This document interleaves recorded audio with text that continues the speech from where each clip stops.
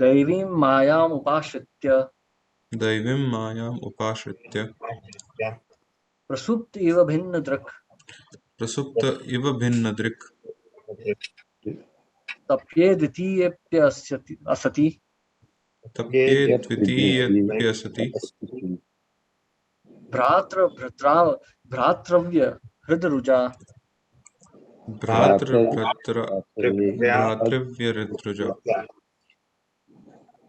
Yes. I'll read, Prabhuji. Yes, please. Thank you, Prabhuji. Hare Krishna. So you reading or I read? You'll read, Prabhuji. You read. I'll read next. Thank you. Hare Krishna. Translation purport by Srila Prabhupada. Guru Maharaj lamented, "Our under the influence of the illusory, being ignorant of the actual fact, I was sleeping on her lap. Under the vision of duality, I saw my brother as my enemy, and falsely I lamented within my heart, thinking they are all my enemies." Real knowledge is revealed to a devotee only when he comes to the right conclusion about life by the grace of Lord. Our creation of friends and enemies within the material world is something like dreaming at night. In dreams, we create so many things out of various impressions in the subconscious mind. But all such creations are simply temporary and unreal. In the same way, although apparently we are awake in material life because we have no information of the soul and the supreme soul, we create many friends and enemies simply out of imagination. Sri Krishna Das Kaviraj Goswami said that within this material world or material consciousness, good and bad are the same. The distinction between good and bad is simply a mental concoction. The actual fact is that all living entities are sons of God, or byproducts of his marginal energy. Because of our being contaminated by the modes of material nature, we distinguish our spiritual path with another, from another. That's also another kind of dreaming. It is stated in Bhagavad Gita that those who are actually learned do not make any distinction between learned scholars, a Brahmin, an elephant, a dog, or a chandal. They do not see in the terms of the external body, but they see the person as a spirit soul. By higher understanding, one can know that the material body is nothing but a combination of the 5 material elements. In that sense, also, the bodily conception of a human being and that of a demigod are one of and the same. From the spiritual point of view, we are all spiritual sparks, parts and parcels of Supreme Person. Spirit. God either materially or spiritually. We are basically one, but we make friends and enemies as dictated by the illusion. Dhruv Maharaj therefore said, "Devyan Mayam Upasthiti," the cause of his bewilderment was his association with the illusion material energy. Thank you, Prabhu. Hare Krishna. Thank you very much, Prabhu.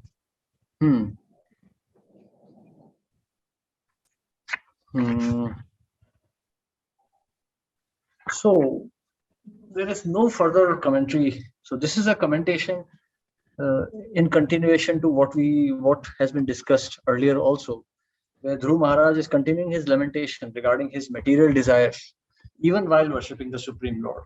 This is a very subtle but very dangerous pastime if we analyze it very carefully. How we approach the Lord, how we try to understand the Lord's mood. See, Krishna will fulfill all the desires.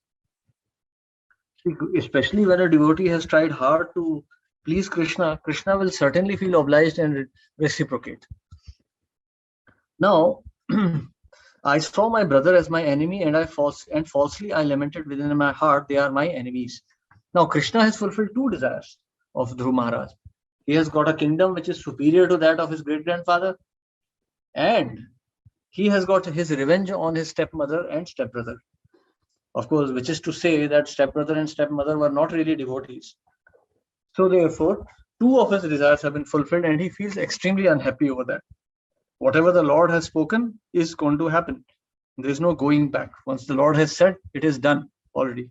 Like Krishna also tells Arjun, that, I have decided to kill these warriors. Now you can simply be a party to this and take the credit. Otherwise, I am still going to go ahead and kill them. So the Lord has already decided that the stepmother and stepbrother are dead. It's only a matter of time now. It's just like, just the formalities remaining.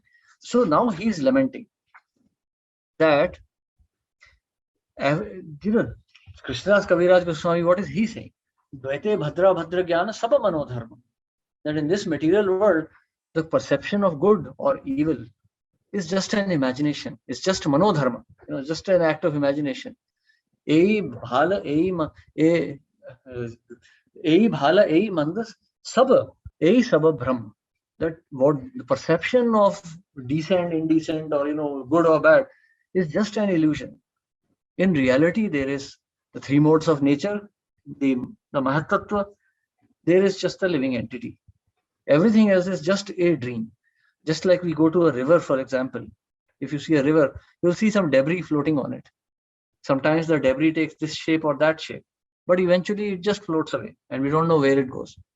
Like the clouds, when the monsoons are about to set in, we see different formations of clouds approaching the sky. Different shapes, different formations. But what really happens? The clouds just come, they may make many fancy shapes, but they just dissipate. So likewise, in this world also, we see many shapes, mother, father, brother, sister, and we have so many conceptions, oh, this is good, this is bad. But in reality, it's just a mental concoction. Vidya Vinaya Sampanne Brahmano Gavi Hastini Shunicheva Shapakocha Panditaha Samadarshina. One who is factually learned, he does not distinguish. What is the distinction between a snake and a demigod?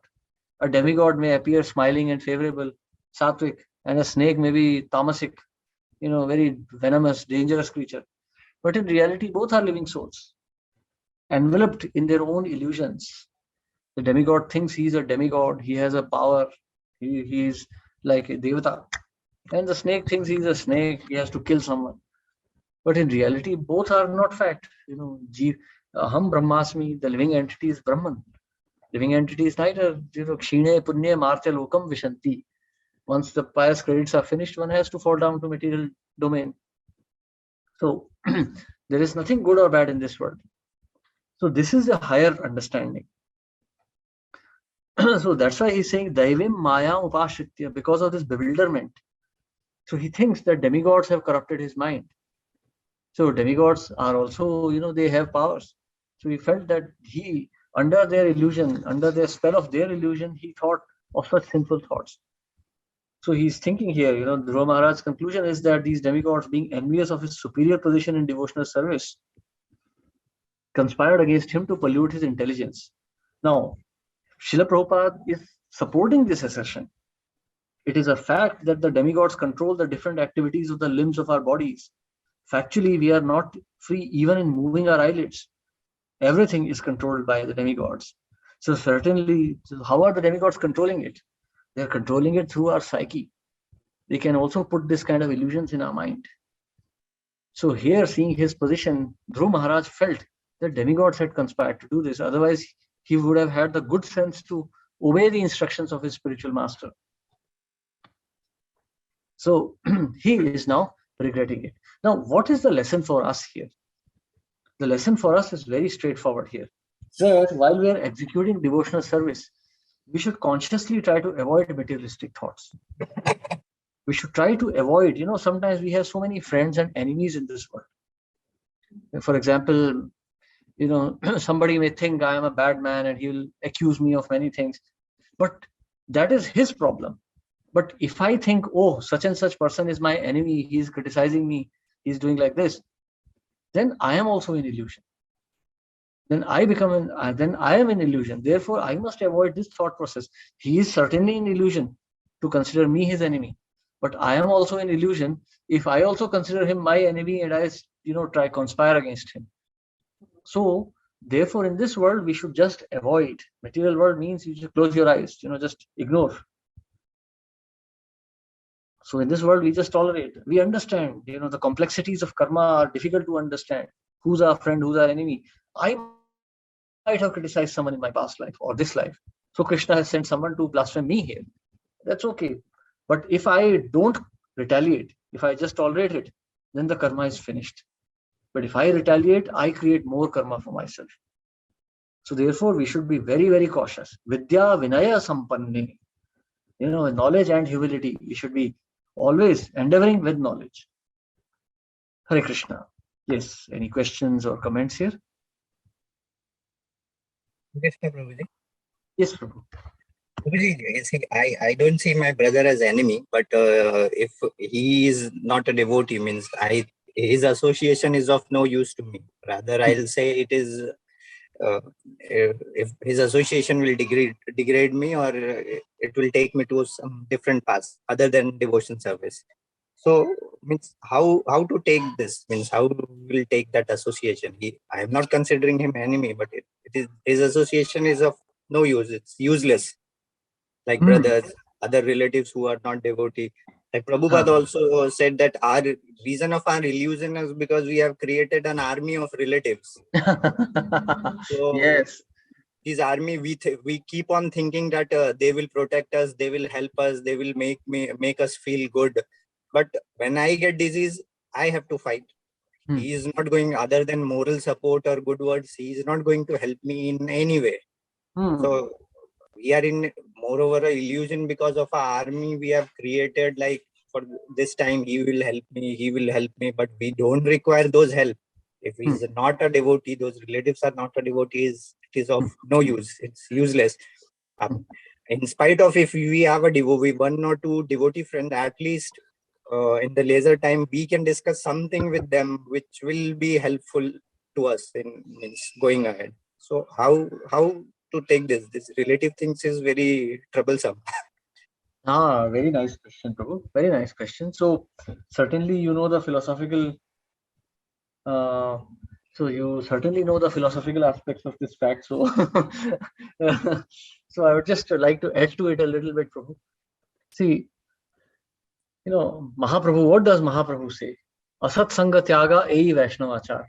Stri Sangi Eka Asadhu Krishna Bhaktar. Now, Prabhu, when we analyze these verses, we should think very deeply. Very deeply. So, Prabhu, think of it this way. Asat Sanga Tyaga Ei Vaishnavachar. What is the word asat? Yesterday Kal Chakra Krishna Prabhu was also saying the same thing. What is asat? Asat means which is not sat. That means which is not eternal, something temporary. So give up this association. Asat Sanga Tyaga Ei Vaishnavachar. So what is asat Sanga? Something that has no temporary benefit, and also something that binds us to this world. Brother, sister, mother, father, these are our mental conceptions. And I'm not saying it lightly, Prabhu. I'm myself very much deeply attached to my mother, and I still lament for my father's death. So certainly even I'm not free from this illusion completely. But I'm struggling. I'm trying. I'm just praying for Krishna's mercy or Prabhupada's mercy on this matter. So, Prabhu, this is Asat Sangha. Because this Sangha ties us down. Now, so many old men have died. I don't feel anything, to be honest. I don't feel much for them. But my own father's death, he's also just another old man. And towards the last years of his life, he was not doing anything for me. He was of no material use to me, if we talk in a pure materialistic sense. But still I lament, because I am under this misconception that I am his son and he's my father. I am obliged to him. I should do this. I should have done that. So all these things we feel. And while one may think that it is a noble sentiment, he feels so much sadness for his father and he feels obliged. While one may think it's a noble sentiment, but if you think from the perspective of Krishna, a person who's dead is dead, he's gone. The Jeev has gone to some other position. He may have completely forgotten about me now. But I am lamenting and I am wasting my valuable time, which should be used in remembering Krishna. So this is called asatsang. That is why this makes it asat. Certainly, this kind of, and certainly this kind of other kind of sense, this attachment to, wife and girlfriend and all, this is definitely asat because this contaminates her even more. There is not much sinful to be done in a father-son relationship, but in a male-female relationship, there is potential for so much sin also. So that makes it Stri Sangi Eka Asadhu. So that makes it this kind of one asadhu is even more dangerous. But we have to give up all asatsang. So we have to give up asatsang. We have to give up. You see now this office is messaging me continuously. That is also an asatsang. So this asatsang also we have to give up, because in any case, anything that takes our mind away from Krishna is asat. We should be very careful. So when we talk of brother or sister relationship where there is no Krishna consciousness involved, we should not feel envious of them. We don't get angry at them. Don't feel hostile to them. Though it may be difficult sometimes, when family members are openly hostile. You're doing this nonsense, stop this is all bogus. We feel angry and it is all right. But don't retain that anger. Krishna will take care of it. You practice your own bhakti. You continue pushing it forward. Because you don't have time to go into mode of ignorance. Because that anger achieves nothing really. And here we see Dhruv Maharaj is also angry and now he's lamenting. He's also lamenting. So we should not come to this lamentation, because Lord within our heart is registering all our emotions. We should be very careful in what we feel also. So that's how it should be done. Even if we can say, Prabhuji, like suppose it's a family of a devotee, like father is also devotee and son is also a devotee. At old age, when his devotional service will means he will not able to devote those sufficient time for devotional service because of maybe his poor health or old age. So earlier it was practice like those old people will go somewhere, which I will become old. Like if I'll become old, I should move somewhere else so that my children or family should do proper bhakti and their focus should not be on me. Otherwise, somehow I am hampering their devotional service because of my old age and ill health. Like it was there, Prabhuji, it was a secluded death. Means it is better for that old, for me also, when I'll get old, so that nobody should know where I'm dying or something. And secluded place, and our asakti will not be there, that asakti is also not there, and they can continue their bhakti without bothering about me. Yes, that is perfect understanding, Prabhu. Like this is like 10 out of 10. This is perfect understanding. Bhajiba bolia eshe sansara bhitare, bhuliya rohile tumi avidyara bhare, tomare loite ami hainu avatar, ami bina bandhu ar ke ache tomar. So tomare loite ami, in this world only Krishna is ours. Only Mahaprabhu is ours. Everything else is an illusion. This society, this family, everything is an illusion. And it is meant to give us misery. Chaitanya Mahaprabhu says, Rupavati Bharya Shatru, that a beautiful wife is also an enemy. Why? Because you become attached. Then you feel, oh, this is my home. I am comfortable. Actually, Keshavananda Prabhu gave a very beautiful example. He says, if you are comfortable in this world, you are an illusion. If you are feeling nervous or unhappy or uncomfortable, then you are in proper knowledge. If this world does not entice you, if it makes you feel scared, and you are worshipping Krishna, with that fear in your heart, then that is proper consciousness. But if you feel, oh, I am nice, everything is good, my life is sorted, then you are actually in illusion. So this is right understanding. Hare Krishna, Prabhuji. Hare Krishna. Dandavat Pranam, Prabhuji. What a topic, Prabhuji. Like Prabhuji has said that. I really like what, Prabhuji, I think this was the concept for Varnashram system, whereas in the early days, after maintaining the Grihastha life, one has to give up the family and retired and go out of the living the son and their son-in-law and living to forest or doing some other places where this was there, where like Prabhuji said, the sun, others, they will be not bothering about their them and disturbing their bhakti. So what I Prabhuji, could you please say something on this? I feel like it was maybe this was the reason for that varnashram system where Banaprastha will be completely giving up the householders, young sons, wife, his son-in-laws, daughter-in-laws, everybody, and he will be detached totally in practicing devotional life. At the same time, son, others, everybody, they will be following their Grihastha Dharma. See, Prabhu, in this world, you should plan neither to leave your home, nor should you plan to stay in your home. You should plan to serve Krishna in whichever capacity he wants us to. Srila Prabhupada never wanted to take sannyas, but he took sannyas. So many of his disciples got married 2-3 times also. So what matters is how much service we have done. In the end, anything that matters is how much service we have rendered to Krishna. That is the only thing that will matter. Everything else is an illusion. Home is an illusion. Living in home is an illusion. Leaving the home and going is also an illusion. What is the truth is service to Krishna. If that service means that you should stay at home, well, that's good. You should do that. If that service means that you have to leave the home, you should do that. So that should be our attachment. So many devotees waste their time in thinking about being a vanaprastha, and it never happens. Why? Because they are focused on just living at home or leaving the home, not about actually the substance behind that. Serving Krishna. You know, soldiers never think today I'll go to war, today I'll stay in peace. No, whatever the situation demands, they'll just do that. A soldier is not planning every day, tomorrow they'll, let's hope there is a war, then I can leave. I should go to a war. No, a soldier keeps training all the time. If there is a war, I am ready. But soldier is not hoping for a war. Whatever is needed, the soldier does. So that is the Brahmana also. Wherever there is service needed, we should do that.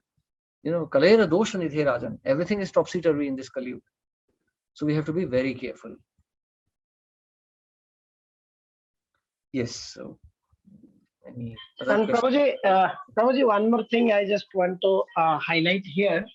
Like at present, Prabhuji, current situation we see, there are three category of senior citizen old age living, where now this modern concept of Brudhashram old age home, now they have been started. And due to the modern education, current education system, the son like us are leaving the parents at village. They are suffering there. They are not ready to shifting to city. And we are also not ready to go back to villages, taking care of them. This is another stage where parents are, in a distressed condition.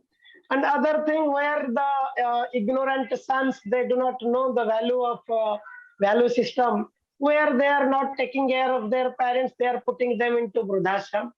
And third category where like parents living with their son and mother, son and daughter-in-law, but still they are not happy. Due to the quarrel and the hypocritic lifestyle. Yeah, see, Prabhu, that is the point, Prabhu, that is the point. That people have so much misconception. Everything is for sense gratification. Everything is for sense gratification. So we should be very careful. Actually, we have to be cautious because this sense gratification can creep into our bhakti also. I just like to sing. I just like kirtan. I just like prasadam. No, bhakti means everything. Kirtan, prasad, philosophy, everything. Bhakti is all the things together. You can't say that, I like my child when he's laughing, but I don't like him when he's crying, so I'll throw him out if he cries. You don't do that. So likewise, you can't say, okay, I like kirtan, but I don't like philosophy. Then if you don't know philosophy, then what do you know about bhakti? Then what is bhakti at all? This is just some mental misconception. So we have to be balanced in our approach. We have to understand all the aspects intellectually. That's why Krishna is saying Vidya Vinaya Sampanna. Without Vidya, there is no knowledge. In India, we have this tradition of Saraswati Puja. Why? Because Saraswati, Mother Saraswati is the presiding deity of knowledge. So even we, Vaishnavas also pray. Narayanam namaskritya naram chaiva narottamam devim saraswatim vyasam tato jayam udire. So we also offer obeisances to Saraswati Devi. So, I mean, our whole culture was based on knowledge. Today it's gone. Today everyone is like a screaming Hindu, but no one worships Saraswati Devi. So this is all nonsense. Yes. Prabhuji, in Odisha, it is prominent, Saraswati Puja. Yeah, Still, Bengal also. Yes, Prabhuji. I also worshipped Saraswati Devi when I was young. Yes, Prabhuji. Yes. Text 34. Mayetat prarthitam vyartham मयैतत् प्रार्थितं वर्तं chikitseva gatayushi चिकित्सेव गतायुषि prasadya jagadatmanam प्रसाद्य जगदात्मानं tapasa dushprasadanam तपसा दुष्प्रसादनं bhavachidam ayacheham भवचिदम् अयाचेहम् bhavam bhagya vivarjita. भवं भाग्यविवर्जितम्. I'll read, Prabhuji. Yes, Hare please. Krishna. Yeah, I'll read. Thank you. Translation. It is very difficult to satisfy the Supreme Personality of Godhead, but in my case, although I have satisfied the super soul of the whole universe, I have prayed only for useless things. My activities were exactly like treatment given to a person who is already dead. Just see how unfortunate I am. For in spite of meeting the Supreme Lord who can cut one link with birth and death, I have prayed for the same conditions again. Purport. Sometimes it is so happened that a devotee engaged in the loving service of Lord desires some material benefit in exchange for this service. This is not the proper way to discharge devotional service. Out of ignorance, of course, sometimes a devotee does so, but Dhruva Maharaj regrets his personal behavior in this connection. Thank you, Prabhuji. Hare Krishna. Hare Krishna. See, akamah sarva kamava moksha kamudaradhi tivrena bhakti yogena yajeta purusha param. So whether you have some desires or you have no desires, in any condition you should worship the Supreme Lord. So also, Krishna also says, Chaturvidha bhajante mam jana sukriti no Arjuna. Arto jigyasi artharthu gyani cha bharat artharthi gyani cha bharat arshava. So, the curious, those who are in distress, those who need some wealth, or those who are in knowledge, they all approach Krishna. But they are all Jana Sukriti no Arjuna. They are Jana Sukriti. They have Jana Sukriti no, they have Sukriti, they have pious credits. So they are approaching the Supreme. Now, that is certainly good. In any condition, one should approach the Supreme Lord. But when one is advancing in bhakti, then one should not pray for any material benefits.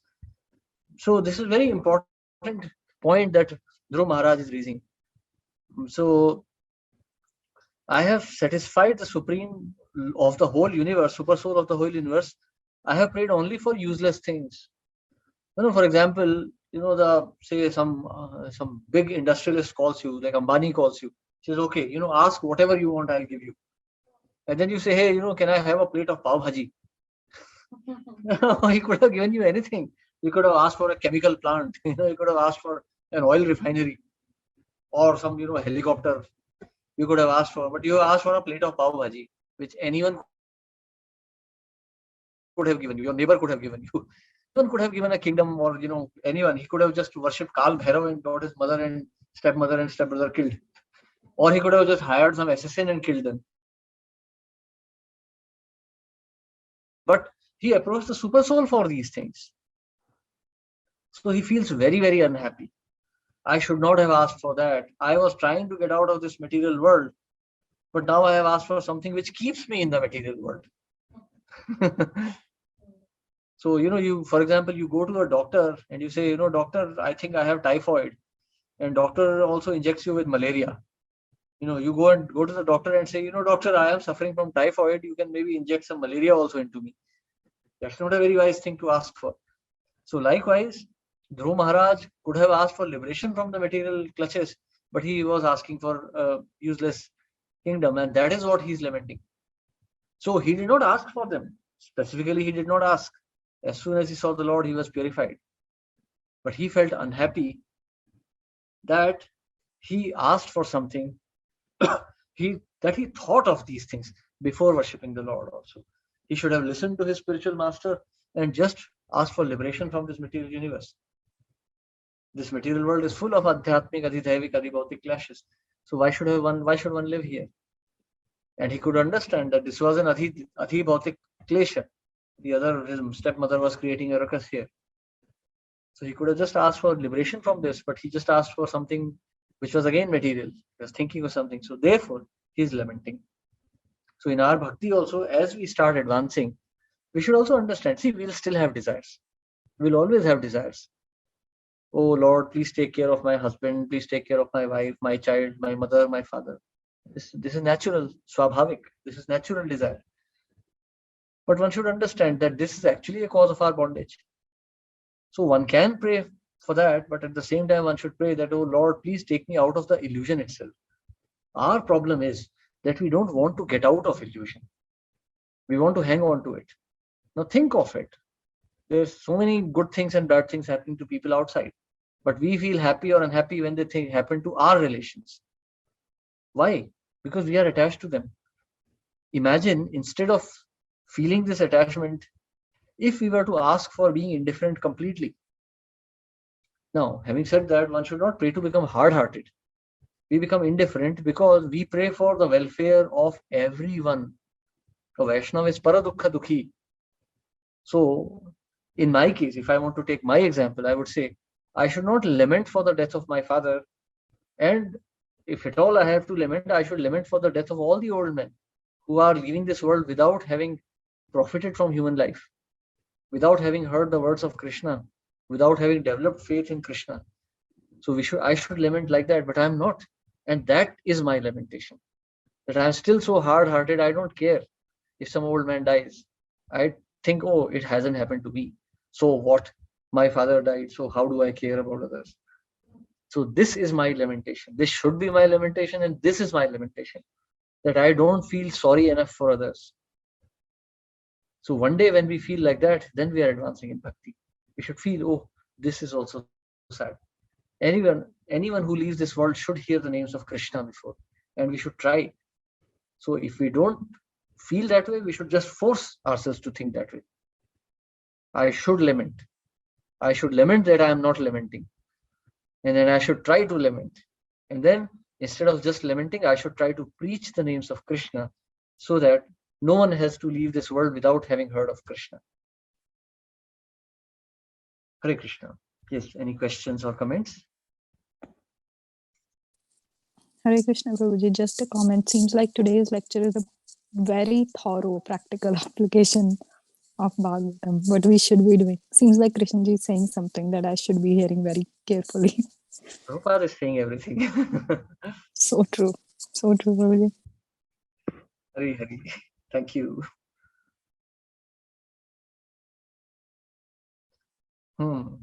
So we continue. Text 35. Swarajyam yacchato maudhyan. Swarajyam yacchato maudhyan. Mano me bhikshito bata. Mano me bhikshito bata. Ishvarat kshina punyena. Ishvarat kshina punyena. Halikaran ivadhana. Halikaran ivadhana. Very truly. Yes, please. Translation of purport by Srila Prabhupada. Srila Prabhupada. Because of my state of complete foolishness and paucity of pious activities, although the Lord offered me his personal service, I wanted material name, fame, and prosperity. My case is just like that of the poor man who, when he satisfied a great emperor who wanted to give him anything he might ask, out of ignorance, asked only a few broken grains of a husked rice. Purport. In this verse, the word Swarajyam, which means complete independence, is very significant. A conditioned soul does not know what complete independence is. Complete independence means situation in one's own constitutional position. The real independence of a living entity who is part and parcel of the Supreme Personality of Godhead is to remain always dependent on the Supreme Lord, just like a child who plays in complete independence, guided by his parents who watch over him. The independence of the conditioned soul does not mean to fight with the obstacles offered by Maya, but to surrender to Krishna. In the material world, everyone is trying to become completely independent simply by fighting against the obstacles offered by Maya. This is called the struggle for existence. Real independence is to be reinstated in the service of the Lord. Anyone who goes to the Vaikuntha planets or Golok Vrindavan planet is freely offering his service to the Lord. That is complete independence. Just contrary to this is material overlordship, which we wrongly take to be independence. Many great political leaders have tried to establish independence, but due to such so-called independence, the people's dependence has only increased. The living entity cannot be happy trying to be independent in the material world. One has to surrender, therefore, unto the lotus feet of the Lord and engage in his original eternal service. Dhruva Maharaj regrets that he wanted material opulence and greater prosperity than that of his great-grandfather, Lord Brahma. His begging from the Lord was like a poor man's asking a great emperor for a few grains of broken rice. The conclusion is that anyone who is engaged in the loving service of the Lord should never ask for material prosperity from the Lord.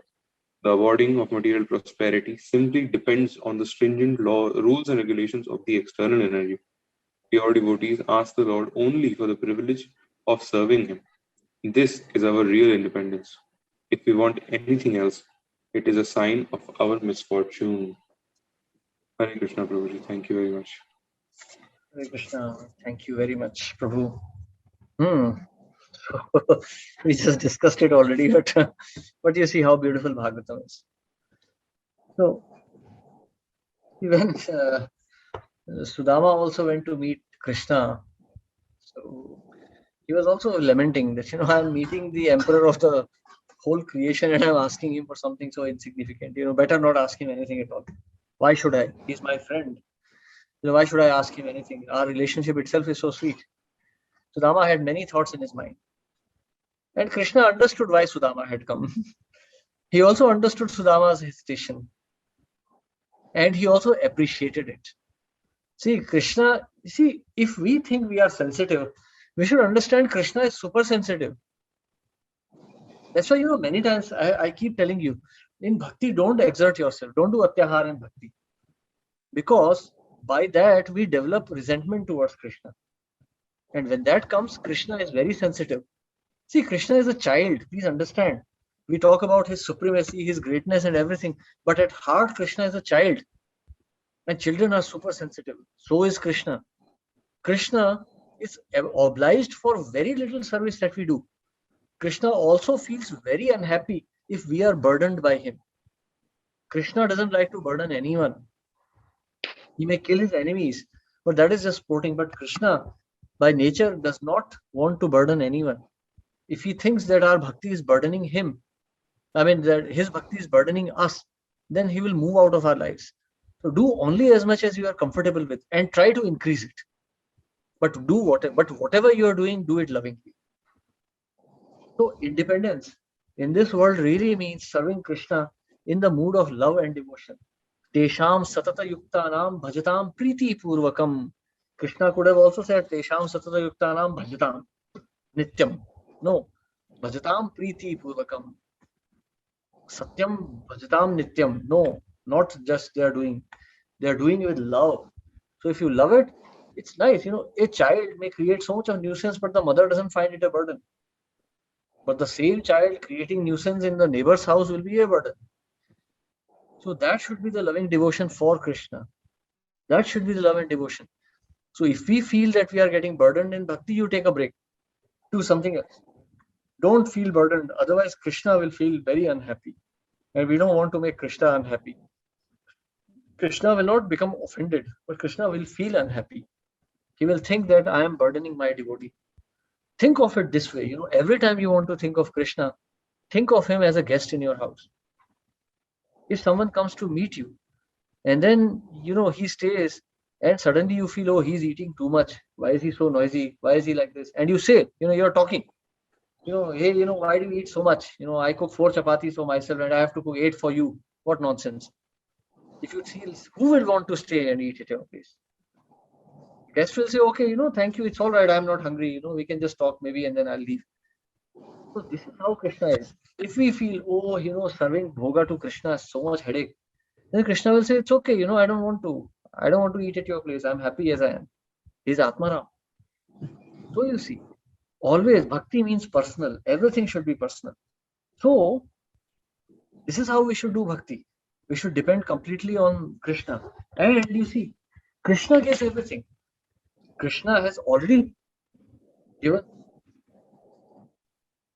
Krishna has done everything for us already in this world. So we don't really need to ask Krishna for anything.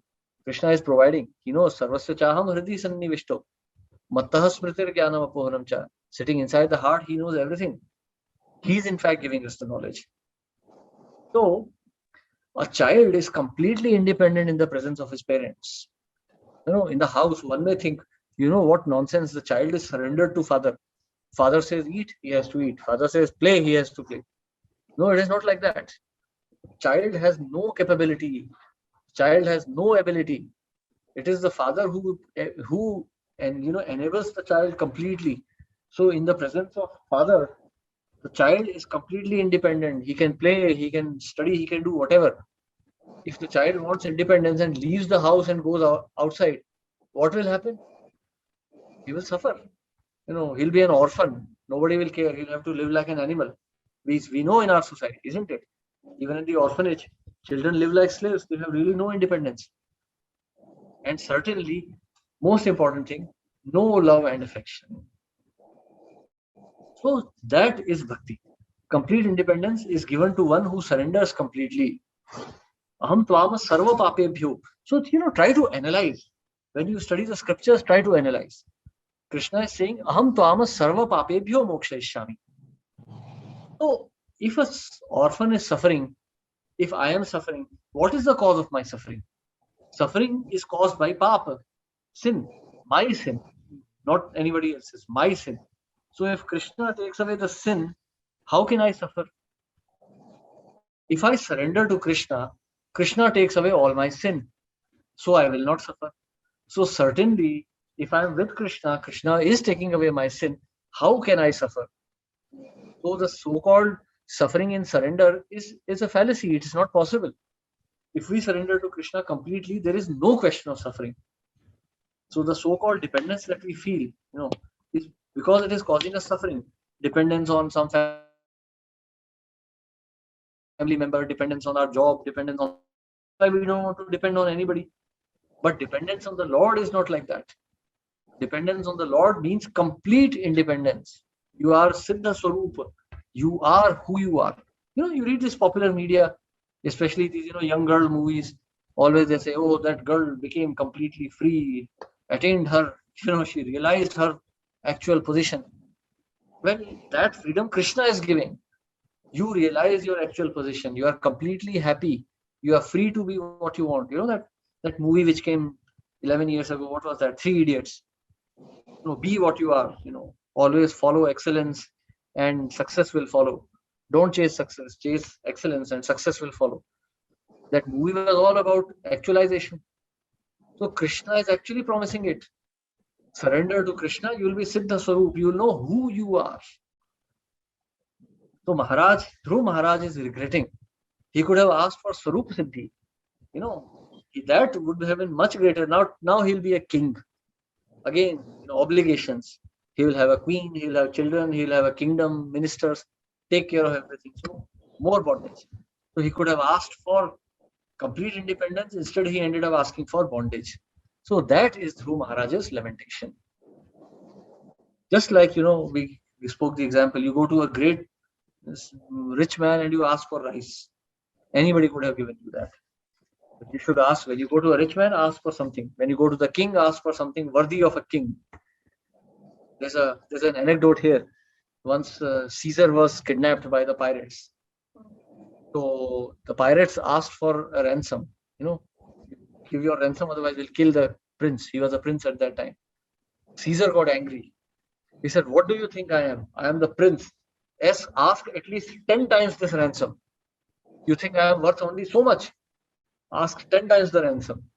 And then the pirates were scared of him. So you see, realize your worth. You want to be a big man in this life, be a big man. Surrender to Krishna and be who you actually are. Hare Krishna. Yes. Any questions or comments? Hare Krishna, Prabhuji. No problem, Prabhu. Beautiful explanation, Prabhu.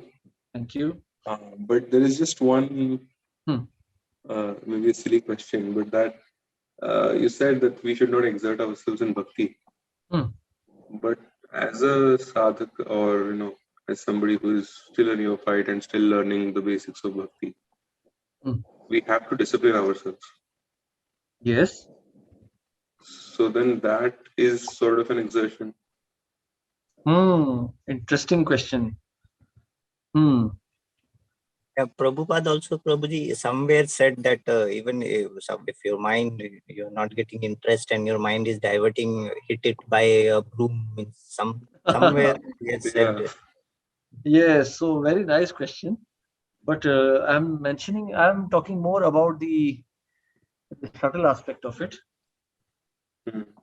So the subtle aspect of it is that don't do bhakti with a resentful mood. So discipline is one thing, resentment is another. When a candidate goes to an NDA, National Defense Academy, there is very hard work. And some candidates do resent, what the hell, why have I joined here? That uniform and gun look cool, but now I'm suffering. Such candidates actually drop out. Then they can't tolerate it. But there are others who take it as a challenge, I'll enjoy it, it's fun, no problem. And when they're able to take the challenge, they graduate. Then they get the honors also. They may get the presidential sword also. So all that. So, in bhakti, there's a balance. Exert yourself only to the limit you can tolerate. No unnecessary. Like I'm being honest with you. I'll tell you what happened with me also. There was a time many years ago, and to be precise, I would say around 20 years ago, when I was doing 5 programs a week.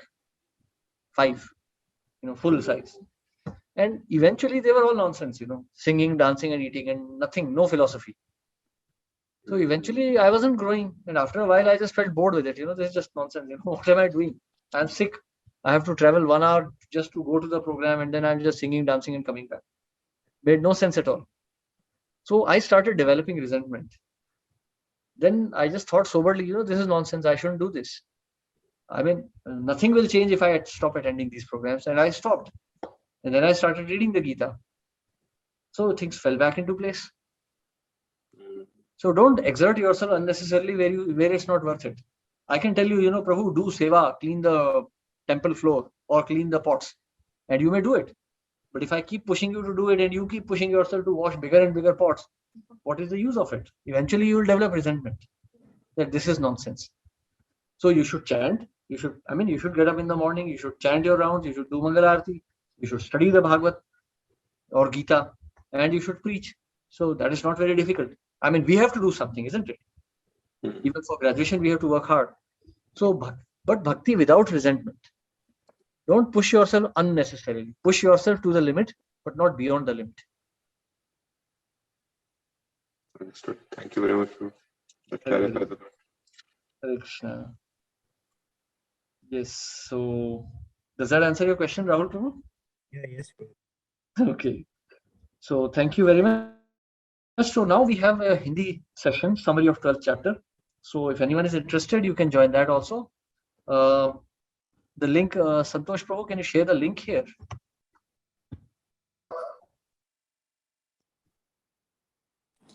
What time is it, Prabhuji? Now. Abhi, acha. I stop and I join there. So I will just put the link on the Bhagavad group. So if anyone is interested, you can join there. Okay, because I don't have the link myself. Okay, so thank you very much, everyone. Hare Krishna. Srila Prabhupada ki jai. Jai. Hare Krishna. Dandavat Krishna. Dandavat pranam. Dandavat pranam. Krishna. Beautiful session प्रभु जी. ऐसे था जैसे प्रभुपाद जी आपको कुछ बता रहे हैं कहने के लिए. Oh my God. Beautiful session. Thank you so much. Thank you, Mataji. Hare Krishna.